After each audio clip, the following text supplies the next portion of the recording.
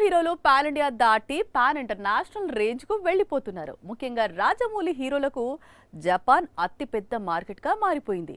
Recent గా దేవర release అయితే ఎప్పటిలాగే మళ్ళీ కలెక్షన్స్ కురిపిస్తున్నారు జాపనీలు. Pan India market North America తర్వాత మన తెలుగు హీరోలు జపాన్ మార్కెట్ పై స్పెషల్ ఫోకస్ పెడుతున్నారు. అందుకు కారణం మన చిత్రాలకు వాళ్ళు మంచి ఆదరణ చూపిస్తూ ఉండటమే. ముఖ్యంగా రాజమౌళి తీసుకొచ్చే సినిమాలు ఉన్నా లేదా రాజమౌళి హీరోలు నటించే చిత్రాలు అన్నా జాపనీస్ చాలా ఆదరణ చూపిస్తున్నారు. రాజమౌళి డైరెక్ట్ చేసిన RRR జపాన్ లో 150 కోట్ల వరకు రాబట్టి సంచలన విజయం సాధించింది. అందుకు కారణం రాజమౌళి దర్శకత్వంలో వారి favourite Indian heroes Ram Charan, Tarak నటించడమే. ముఖ్యంగా యంగ్ టైగర్ మూవీస్ అంటే జాపనీస్ కు చాలా ఇష్టం. ఇది ఎన్నో ఏళ్ల క్రితమే ఏర్పడిన అనుబంధం. రీసెంట్ గానే జపాన్ లో ప్రభాస్ నటించిన కల్కి రిలీజ్ అయింది. కానీ వారిని ఇంప్రెస్ చేయలేకపోయింది. మార్చి 28న మాత్రం దేవర విడుదలైంది.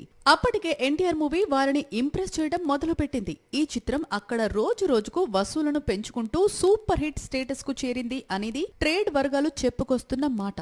దేవర సీక్వెల్ తెరకెక్కే ముందు కొరటాలకు, ఎన్టీఆర్ కు ఇది సూపర్ గుడ్ న్యూస్.